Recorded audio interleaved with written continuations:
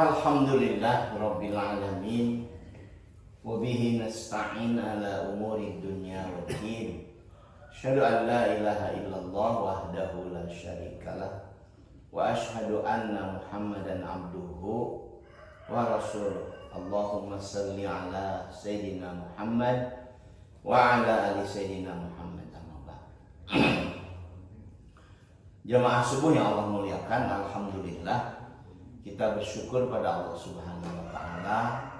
Allah mempertemukan kita kembali dalam aktivitas yang sangat luar biasa, yaitu aktivitas ibadah sholat subuh berjamaah.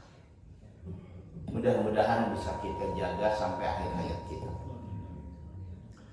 Dan kita masih membahas tentang syarah kitab Hikam Ibnu Athaillah. Saya menggunakan pendekatan yang tematis saja, memilih beberapa kalimat hikmah dan kemudian kita membahasnya dalam tema mewaspadai pergaulan dengan mengutip Quran surat Al-Furqan surat ke-25 ayat ke-27 dan 28. Jemaah subuh yang Allah muliakan, kebetulan kita sedang berada di bulan suci Dzulqa'dah. Bulan yang diberi nama Dzulqa'dah itu dari aktivitas orang-orang Makkah pada masa lalu, di mana mereka ada di rumah, tidak kemana-mana. Dzulqa'dah duduk-duduk saja, karena mereka sedang mempersiapkan peristiwa besar di mana ribuan orang datang dari berbagai pelosok wilayah yang jauh datang untuk menunaikan ibadah haji. Sejak dulu Dzulqa'dah, makanya kan mereka duduk menyiapkan tempat, menyiapkan makanan, menyiapkan minuman untuk para jamaah haji sampai hari ini. Sehingga di bulan Dzulqa'dah ini dikategorikan masuk bulan suci. Dilarang berperang, dilarang menyakiti. Nah, dalam syariat Islam di bulan ini kita mendapatkan apresiasi Allah yang lebih dibanding biasanya. Amal-amal saleh ditingkatkan pahalanya, sekaligus juga keburukan menjadi demikian berlipat ganda juga sanksinya dan sebagainya. Jadi kita ngaji sekali lagi tentang syarah kitab Hikam bagian ke-39 ke-40 dalam kitab Hikam yang kebetulan saya miliki ini disarah oleh Ibnu Ajibah. Karena ternyata dalam syarah yang lain urutannya jadi berbeda. Mari kita lihat.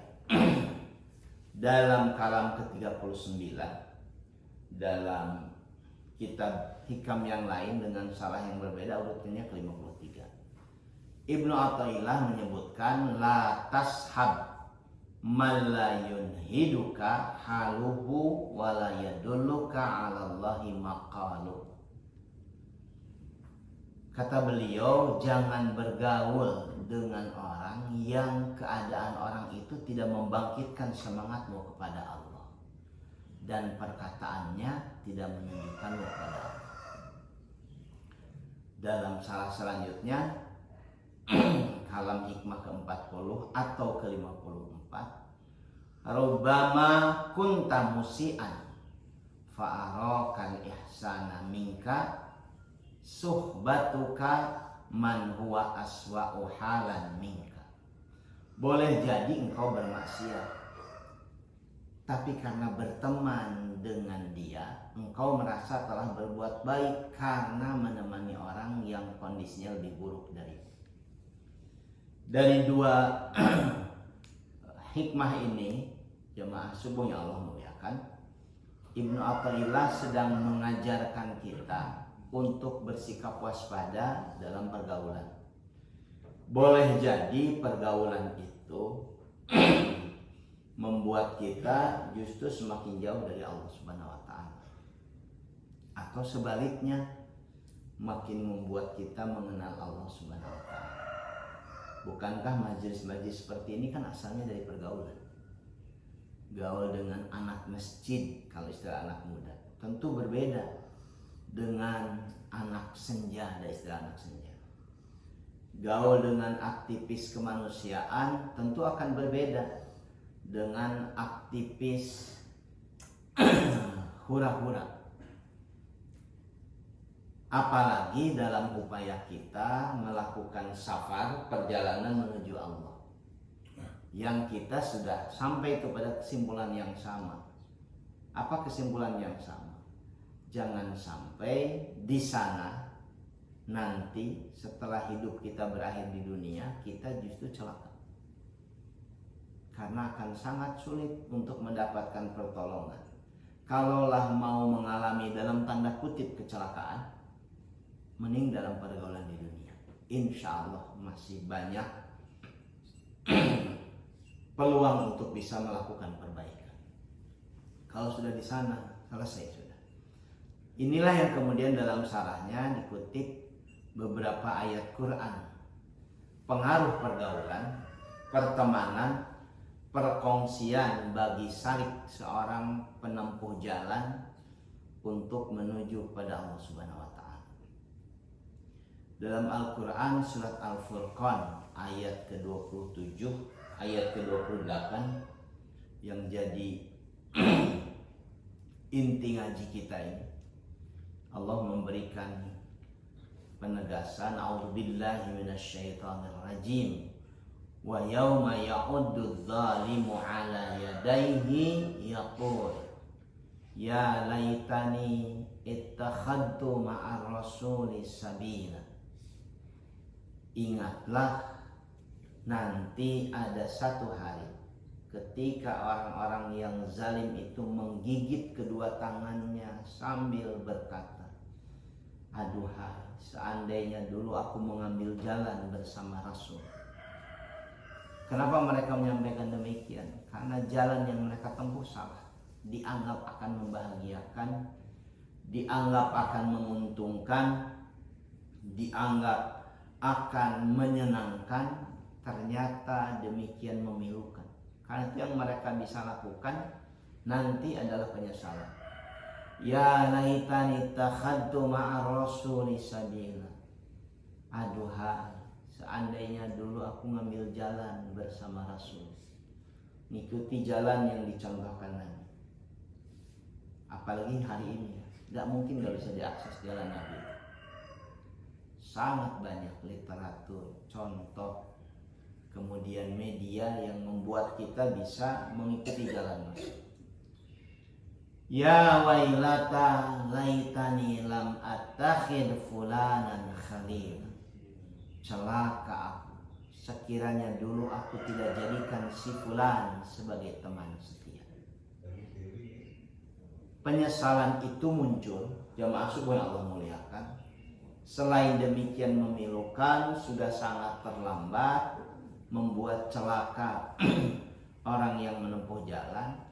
Dan penyesalan itu muncul sekali lagi karena salahnya pergaulan. Andaikan dulu tidak kujadikan si fulan itu khalil, sebagai teman akrab, jadi bestie yang kupercaya sepenuh hati.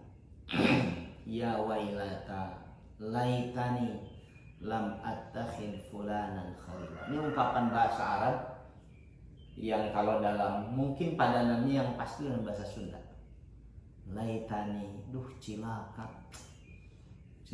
luar biasa.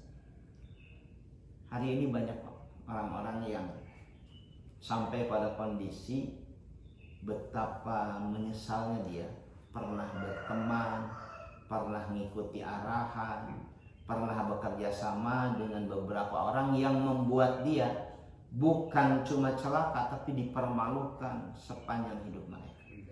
Orang-orang yang terjebak dalam pusaran korupsi itu seperti menikmati awalnya, penyesalan luar biasa, dipermalukan luar biasa.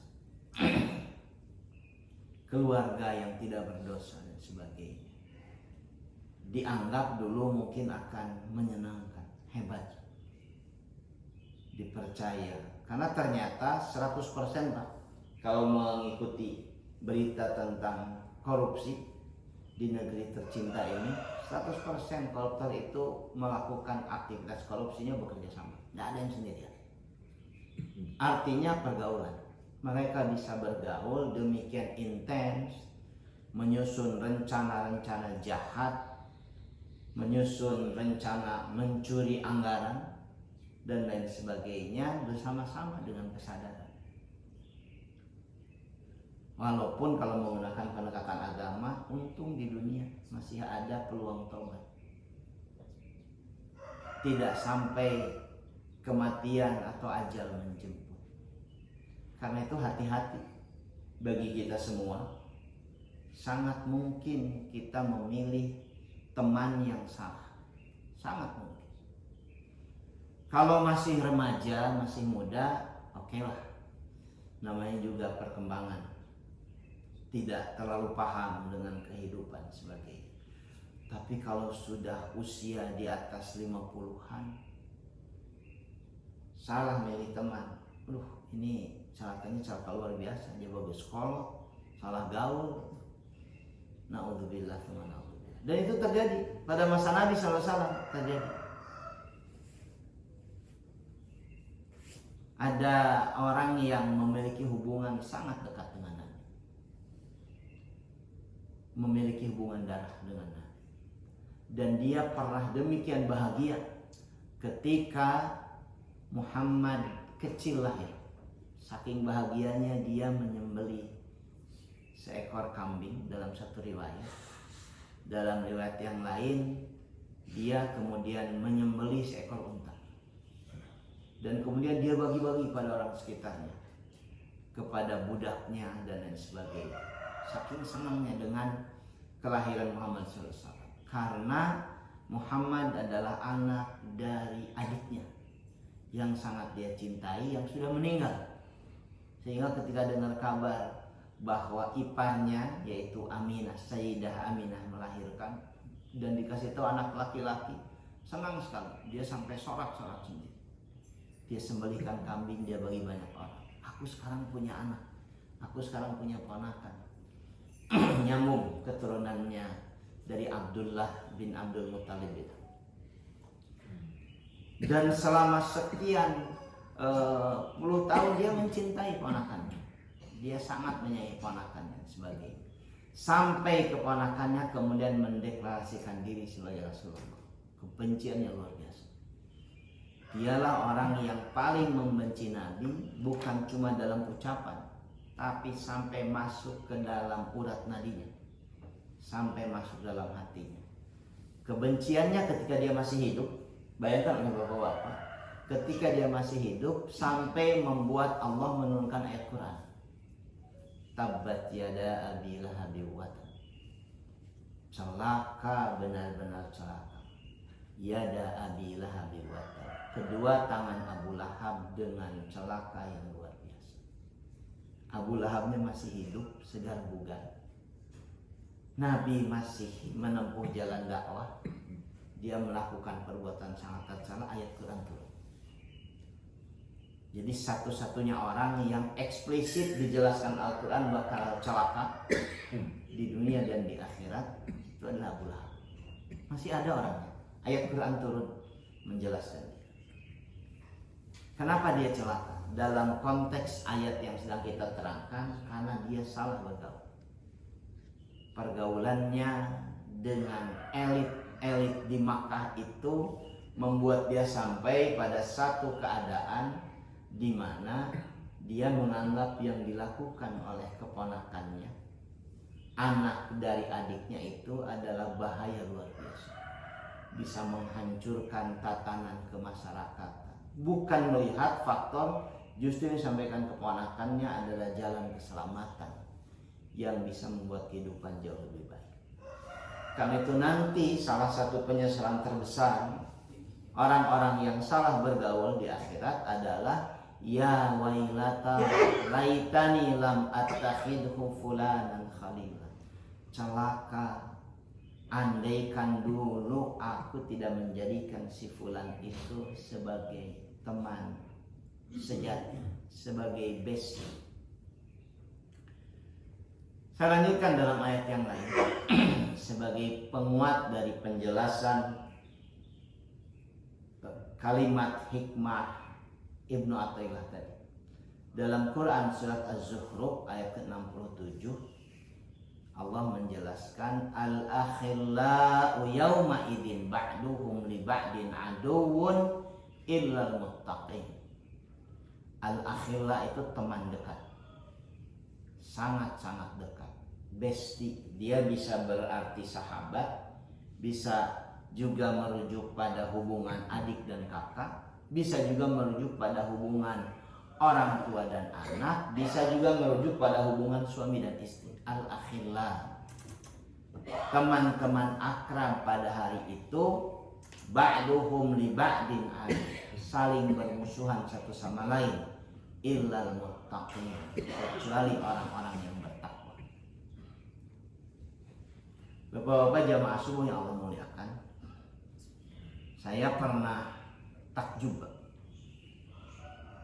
mendengar prosesi pernikahan yang dilakukan. Ini kenapa?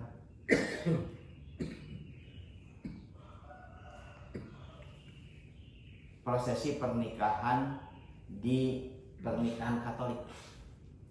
Jadi ketika prosesi pernikahan itu, si pendetanya setelah menikah itu akan ngomong yang telah dipersatukan Tuhan tidak bisa diputuskan, tidak bisa diceraikan, tidak bisa dipisahkan oleh manusia.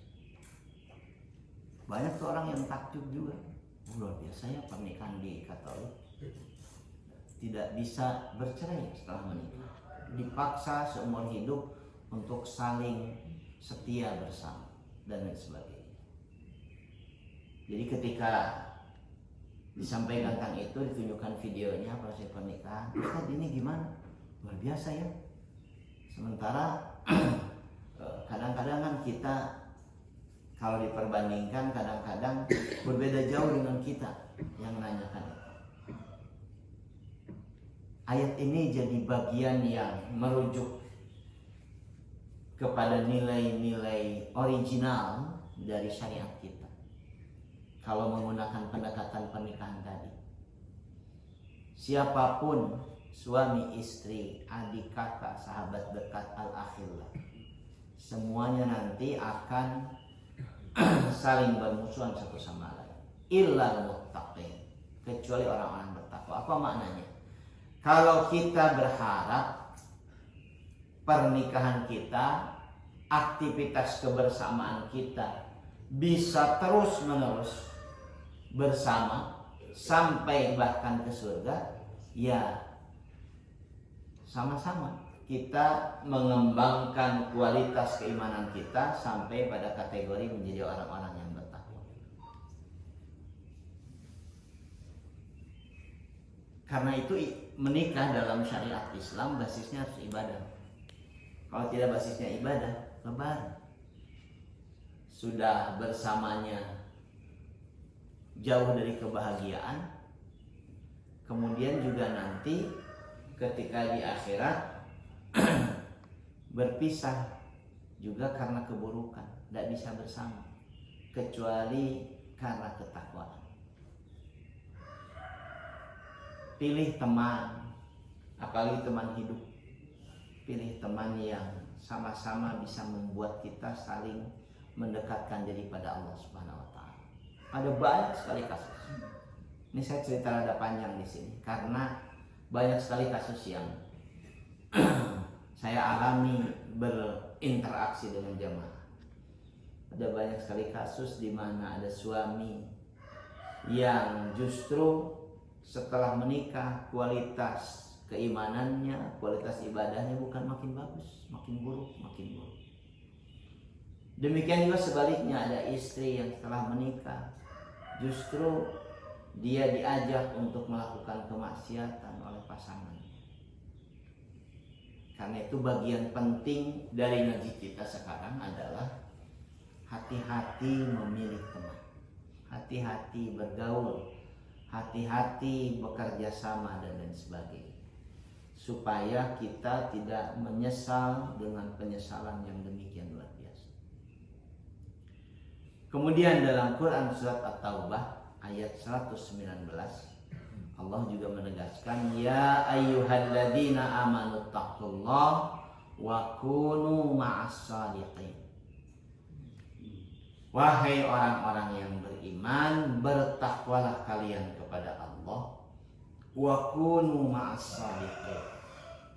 Bertakwalah kalian kepada Allah dengan bergaul bersama orang-orang yang benar. Kunu ma'as shadiqin. Bergaullah, bersamalah, bertemanlah dengan orang-orang yang benar, orang-orang yang jujur, orang-orang yang baik. Salah pertemanan bukan cuma menghancurkan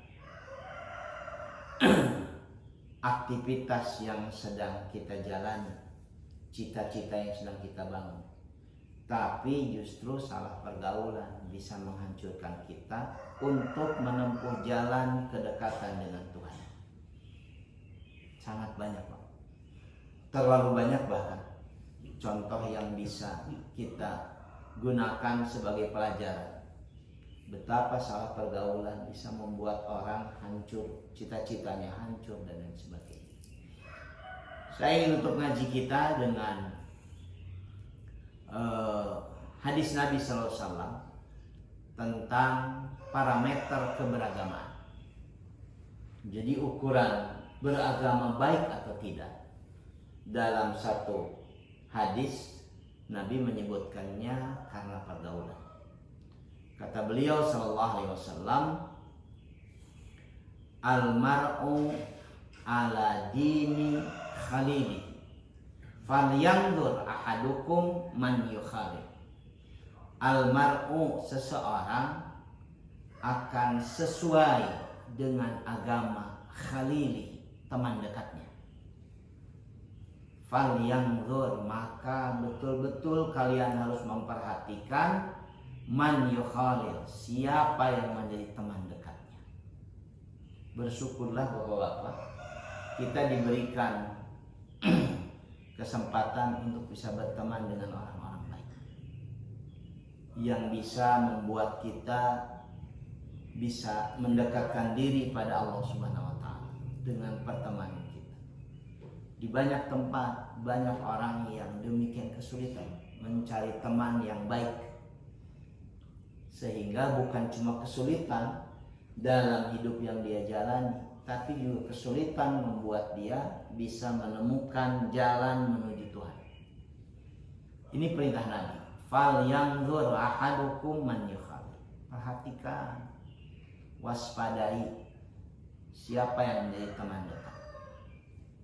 Kita sekarang juga punya kewajiban, selain menjaga pertemanan, kita juga punya kewajiban memperhatikan orang-orang kita sayangi. Anak kita, cucu kalau sudah punya cucu, adik, keluarga kita. Perhatikan teman-teman mereka. Ada ibu-ibu yang sibuk sekali dengan pertemanannya sampai kemudian melupakan keluarganya. Ada juga bapak-bapak yang sibuk dengan temannya sehingga juga lupa dengan keluarganya. Ada banyak anak-anak yang sibuk sehingga lupa dengan orang tuanya. Pertemanan itu luar biasa. Bahkan dalam literatur yang secara rutin diterbitkan oleh KPAI. KPAI itu apa ya? Yang Komisi Anak Indonesia itu tiap tahun dia merilis semacam laporan, semacam jurnal menjelaskan tentang perkembangan anak-anak Indonesia dan sebagainya. Saya pernah mungkin tahun 2015, 16 atau mungkin tahun 2010-an lupa lah, pernah membaca betapa anak-anak kita secara moralitas makin hari makin mengkhawatirkan. Mengenal tentang hubungan seks pranikah itu hampir semuanya hampir 100%, 90% lebih itu dari teman, dari teman-temannya. Mengenal pertama kali narkoba itu juga dari teman-teman, karena tidak mungkin ada orang tua ngajarkan seperti itu. Mengenal narkoba juga 90% lebih dari teman-teman. Mengenal aktivitas kriminal dan lain sebagainya juga dari teman-temannya. Jadi kita sedang ada dalam kondisi darurat anak-anak, menakutkan pergaulan anak-anak kita. Sementara banyak orang tua tidak punya awareness, tidak punya kewaspadaan tentang hal ini, karena tidak menganggap demikian penting itu untuk memperhatikan bagaimana pergaulan anak-anaknya. Sampai kemudian yang terjadi adalah penyesalan yang luar biasa. Lewat ngaji kita ini, jamaah sekalian yang Allah muliakan, kita balik lagi kepada penjelasan Imam Athaillah As-Sakandari. Hati-hati berteman, hati-hati berteman. Jangan berteman dengan teman yang tidak meningkatkan kualitas kedekatan kita pada Allah. Hati-hati berteman, jangan berteman dengan orang yang perilakunya justru jauh lebih buruk dibanding kamu, sehingga kamu merasa sudah baik.